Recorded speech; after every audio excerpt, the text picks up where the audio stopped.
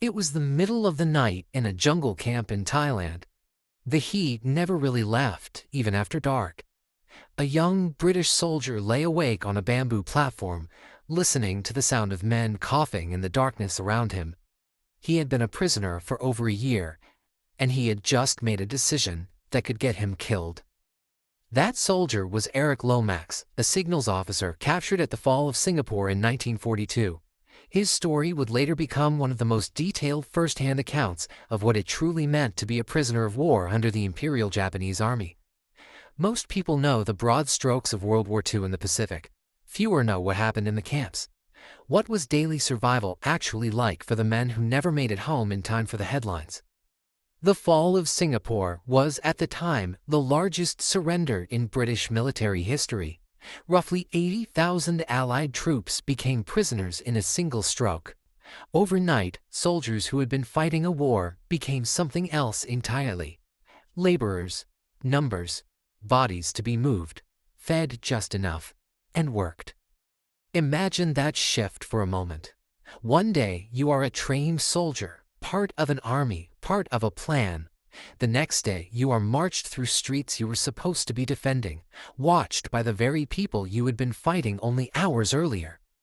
Historians who study captivity describe this moment, the surrender itself, as its own kind of trauma, separate from anything that came after. Identity does not change instantly just because a title does. Many men later said the hardest part was not the labor or the hunger. It was the sudden, total loss of control over their own lives. Here is what plain military language often hides. A prisoner of war camp is not one thing. It changes by location, by guard, by season, by the whims of a single commanding officer. Some men were held in relatively stable compounds. Others were marched for weeks into the jungle to build something the world would later call the Death Railway, officially known as the Thailand-Burma Railway.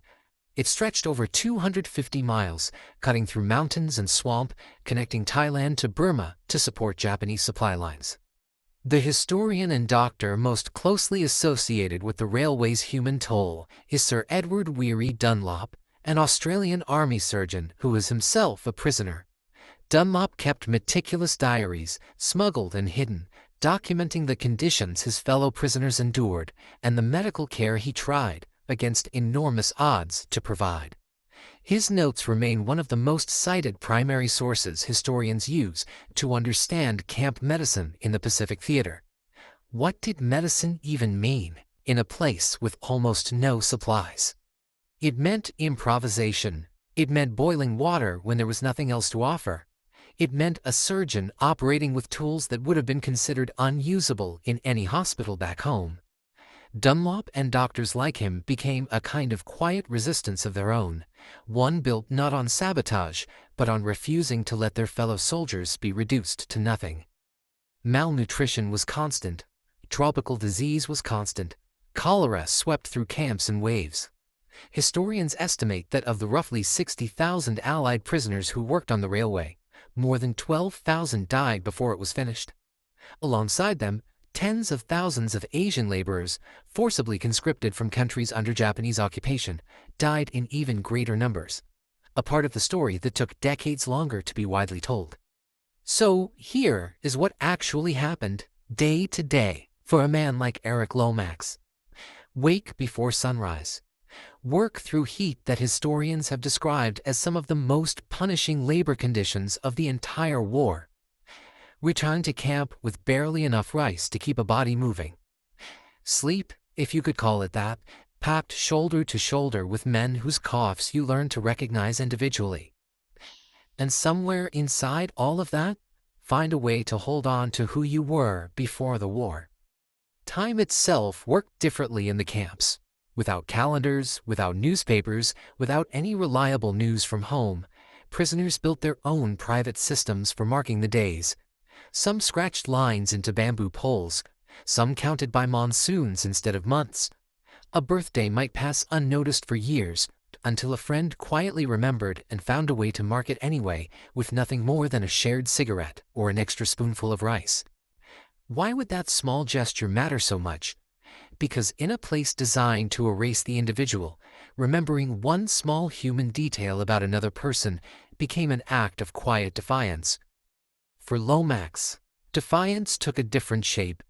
It meant building a small radio in secret, a crude, hidden device pieced together from scavenged parts, capable of picking up Allied broadcasts. News, any news, proof that the outside world still existed. It was an extraordinary risk. Discovery meant torture, or worse. Why would a man risk everything for a few minutes of static and a distant voice? Because that voice was evidence that the war would end, that there was a life on the other side of it. The radio was discovered. Lomax was accused of spying and subjected to brutal interrogation, an experience he would spend the rest of his life processing. This is where the sensitivity of the story matters most. The details of what prisoners endured under interrogation are documented by historians and by survivors themselves. But the value of retelling them is never in the suffering itself. It is in understanding what it did to the men who carried it afterward, and in honoring the fact that they carried it at all. Here is the counterintuitive twist most people miss. The story of Japanese POW camps is often told purely as a story of victims and captors. But decades later, Lomax's own life took a turn that reframes the entire narrative. Long after the war, Lomax learned that the Japanese interpreter present during his interrogation, a man named Takashi Nadase, was still alive and had spent much of his own post-war life atoning for what he had witnessed, building memorials and supporting reconciliation efforts along the old railway route. The two men eventually met, in person, decades after the war had ended. It was not a simple reconciliation. It could not undo what had happened, but it became one of the most documented examples of two men, on opposite sides of an atrocity, choosing to face each other rather than let the war have the final word. Lomax later wrote about the encounter, describing a complicated, hard-won sense of peace. What does it take for a person to reach across that kind of history? That question is really what this story is about. Survival in the camps was not only physical, it was psychological. Men held on to small rituals, a shared joke, a hidden photograph, a promise to write a letter that might never be sent. Historians studying trauma and captivity often point to these small acts as the difference between men who returned home able to rebuild a life and men who never fully did. Nagase's path to that meeting is its own story worth understanding. After the war, he returned repeatedly to the sites along the railway, working for years to help locate and properly honor the remains of prisoners who had died there, and to support the construction of memorials at places like Kanchanaburi in Thailand. Some historians view his decades of effort as one of the more striking examples of individual post-war atonement documented from the Japanese side of the conflict, a perspective that receives far less attention in most retellings of the Pacific War than it deserves. The legacy of these camps did not end when the war did. Many survivors carried what today would be recognized and treated as post-traumatic stress, though at the time there was little support and even less understanding.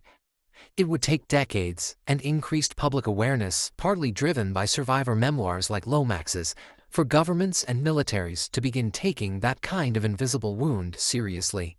Today, sections of the old railway line still exist.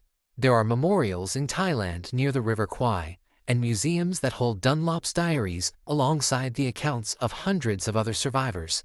School children walk through those museums now, reading names of men who once counted the days by how many friends were still alive that morning.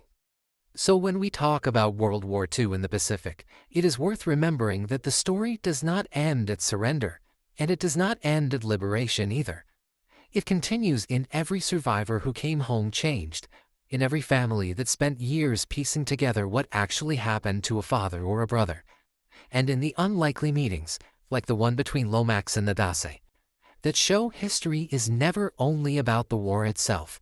It is about what the people who lived through it choose to do with everything that comes after. It was the middle of the night, decades later, in a quiet room far from any jungle. An old man who had once been a prisoner sat across from the man who had once interrogated him. Neither of them was young anymore, and somehow, after everything, They were simply two men, finally able to talk.